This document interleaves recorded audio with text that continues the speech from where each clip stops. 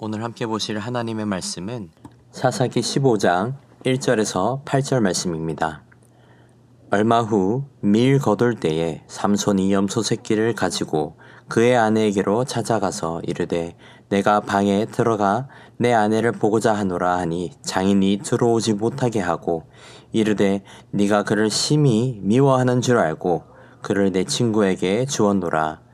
그의 동생이 그보다 더 아름답지 아니하냐 청하노니 너는 그를 대신하여 동생을 아내로 맞이하라 하니 삼손이 그들에게 이르되 이번은 내가 블레셋 사람들을 해할지라도 그들에게 대하여 내게 허물이 없을 것이니라 하고 삼손이 가서 여우 300마리를 붙들어서 그 꼬리와 꼬리를 메고 회를 가지고 그 두 꼬리 사이에 한 회를 달고 회에 불을 붙이고 그것을 블레셋 사람들의 곡식밭으로 몰아들여서 곡식단과 아직 배지 아니한 곡식과 포도원과 감람나무들을 사른지라. 블레셋 사람들이 이르되 누가 이 일을 행하였느냐 하니 사람들이 대답하되 딥나 사람의 사위 삼손이니 장인이 삼손의 아내를 빼앗아 그의 친구에게 준 까닭이라 하였더라.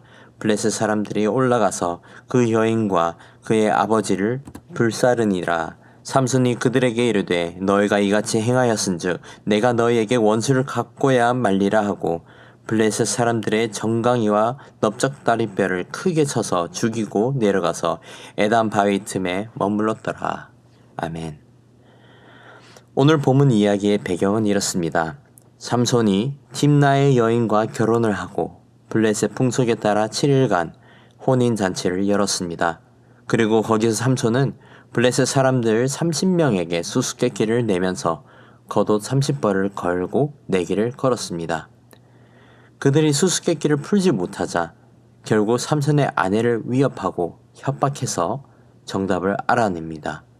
이 사건으로 삼손은 화가 나서 아내와 장인에게 윽박지르고 아스글론으로 향했습니다. 그리고 거기서 하나님의 영이 삼손에게 임했고 삼손은 블레셋 주민 30명을 죽이고 그들의 노획물을 챙겨와 빚을 갚았습니다. 삼손은 그 후 다시 아내를 찾아갔어요. 이때 당시 예측하기로는 혼인잔치로부터 한두 달이 지난 후였습니다. 긴 시간 동안 자리를 비웠기 때문에 장인은 그가 이혼을 한 것으로 생각하고 그의 아내를 다른 남자에게 주었던 것이죠. 2절 말씀을 보시겠습니다. 이르되 네가 그를 심히 미워하는 줄 알고 그를 네 친구에게 주었노라. 그의 동생이 그보다 더 아름답지 아니하냐 청하노니 너는 그를 대신하여 동생을 아내로 맞이하라 하니 삼손의 장인은 성급했습니다. 그는 성급하게 아내를 삼손의 들러리였던 친구에게 주었고 또 급한 마음에 아내의 동생을 아내로 맞이하라는 말도 안 되는 이야기를 합니다. 또 이 사건으로 삼손의 화는 다시 한번 타올랐고 보복을 결정합니다. 삼손은 그 분노로 가서 여우 300마리를 잡아다가 블레셋을 응징할 계획을 세우고 2마리씩 묶어서 꼬리 사이에 햇을 달아버립니다. 이때 당시에는 추수기였기 때문에 곡식단과 추수할 여러 열매들이 대기 중에 있었죠. 그리고 삼손은 여우들 꼬리에 묶인 회에다가 불을 붙이고 그들을 밭에다 풀어버렸습니다. 그렇게 밭과 곡식은 타게 되어버렸던 것이죠. 하지만 여기서 더 큰 해를 불러왔습니다. 그것은 바로 블레셋 사람들이 삼손이 범인임을 깨닫고 그들도 보복을 하게 되었던 것입니다. 그들은 삼손 대신 그의 전 아내 그리고 장인을 찾아가 불에 태워 죽였습니다. 6절 말씀입니다. 블레셋 사람들이 이르되 누가 이 일을 행하였느냐 하니 사람들이 대답하되 딥나 사람의 사위 삼손이니 장인이 삼손의 아내를 빼앗아 그의 친구에게 준 까닭이라 하였더라. 블레셋 사람들이 올라가서 그 여인과 그의 아버지를 불사르니라. 결국 삼손은 이에 또 한 번 분노하게 되었고 복수하게 되었습니다. 7절과 8절 말씀입니다. 삼손이 그들에게 이르되 너희가 이같이 행하였은즉 내가 너희에게 원수를 갚고야 말리라 하고 블레셋 사람들의 정강이와 넓적다리를 크게 쳐서 죽이고 내려가서 에담 바위 틈에 머물렀더라. 오늘 본문에서 나타나는 삼손의 이야기를 통해 우리는 엄청난 복수극을 보게 됩니다. 작은 수수께끼를 시작으로 복수하고 홧김에 또 복수하고 또 원수를 갚기 위해 또 복수하는 반복적인 복수극을 보게 되는 것이죠. 마치 복수에 메마른 사람처럼 툭 하면 복수하고 복수를 하기 위해 꼬투리를 잡는 것만 같은 상황이었습니다. 하지만 오늘 본문의 교훈은 복수의 부당함을 이야기하는 것이 아니라 그 가운데 계시는 하나님께서 역사하고 계신다는 것이었습니다. 비록 삼손이 선택한 죄로 이방 여자와 결혼을 했고 삼손이 절제하지 못함으로 복수극이 일어났지만 그 가운데서도 하나님께서는 이스라엘의 구원을 위해 일하고 계셨던 것입니다. 분명 삼손의 선택과 그의 행동은 어리석고 성급했습니다. 그렇게 따져보았을 때에 그는 사사 중에서도 가장 제멋대로 살았던 사자이지 않나라는 생각도 들었습니다. 하지만 그럼에도 불구하고 하나님께서 선택하시고 나시린으로 택한 삼손이었기 때문에 하나님은 삼손을 하나님의 계획 가운데 사용하셨던 것입니다. 한편으로는 삼손은 불쌍해 보이기도 했습니다. 태어날 때부터 나시린으로 선택받는 모습으로 시작해서 아마 어릴 때부터 이스라엘을 구원할 사사라는 타이틀을 달고 살았을 것입니다. 아마 그 역할에 대한 부담감도 있었을 것이고 결국 그는 방황하는 듯한 삶을 선택하게 되었을 거란 생각이 듭니다. 저를 포함해 많은 목회자 자녀들과 선교사 자녀들처럼 삼손은 어릴 적부터 부모에게 그리고 주변 사람들에게 많은 기대를 받아 자랐을 것입니다. 기대를 하는 것은 좋지만 그 기대가 과해지면 짐이 되기 마련입니다. 그렇게 감당하기 힘들어질 때 누구는 사명으로 받아들이고 누구는 방황을 선택하기도 합니다. 삼손은 아마 후자를 택했을 것입니다. 그의 삶을 뒤돌아보면 하나님께서 하지 말라 했던 것들을 다 어기게 됩니다. 그리고 그 대가를 하나씩 다 감당하게 되었습니다.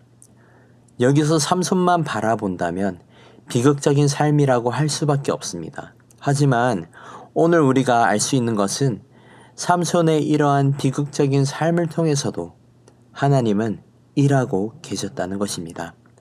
하나님은 결국 택한 삼손을 통해 블레셋 사람들을 물리치셨고 삼손을 통해 블레셋 사람들을 수십 명씩, 수백 명씩, 수천 명씩 무찔렀습니다. 상황이 어떻든 좋든 나쁘든 하나님은 일하십니다.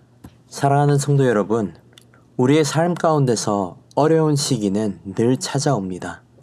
아프고 슬프고 괴롭고 답답한 상황들은 끊임없이 찾아옵니다. 세상의 기준으로 망했네, 끝났네 등 포기할 수밖에 없고 소망이 없어 보이는 상황이 우리 앞에 찾아올 수도 있습니다. 그런 상황 가운데 이것 하나만 기억하시길 바랍니다. 하나님은 여전히 일하시고 계십니다. 나의 성공 속에서, 나의 절망 속에서, 나의 불행과 기쁨 속에서도 하나님은 여전히 일하고 계십니다. 하나님은 그 어떤 상황 속에서도 우리를 위해 일하고 계십니다.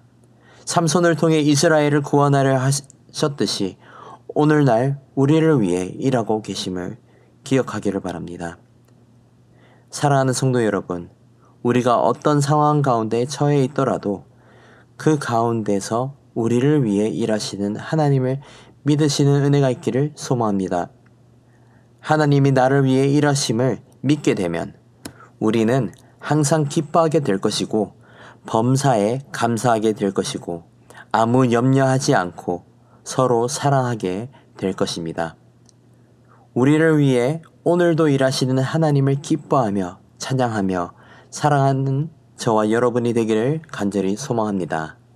기도하겠습니다. 밤낮 쉬지 않으시고 우리를 사랑하시는 하나님 아버지 감사합니다. 주의 이름을 높여드리며 오직 주를 경배하길 원합니다. 아버지, 오늘 말씀을 통해 삼손의 비극을 보았지만 또 그 가운데서 일하시는 하나님을 알게 하심에 감사를 드립니다. 하나님께서 이 세상 가운데 어떤 제약도 없이 일하심을 감사드립니다. 아버지, 우리에게 더 큰 믿음을 허락하셔서 하나님의 일하심을 기억하며 그것으로 위로받고 기뻐하고 주를 의지할 수 있는 은혜를 더하여 주시옵소서. 우리가 어려운 상황에 빠지더라도 아버지의 능력을 기억하고 아버지께서 일하심을 기억할 수 있도록 인도하여 주시옵소서. 모든 상황 속에서 주님을 찬양하며 믿음으로 주님을 따르기를 소망합니다. 은혜 더하여 주시옵소서. 감사합니다. 사랑합니다. 이 모든 말씀 살아계신 우리 주 예수 그리스도의 이름으로 기도드리옵나이다. 아멘. 이 시간 말씀을 붙들고 기도하시면서 주간 기도 제목으로 모든 소그룹 모임을 위해 기도하시겠습니다.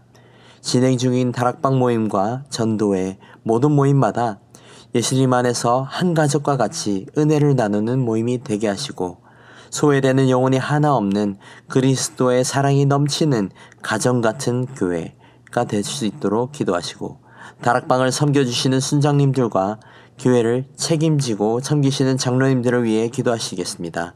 다 기도하신 후 각자 가지고 나오신 기도 제목들로 기도하시다가 자유롭게 처소로 돌아가시겠습니다. 기도하겠습니다.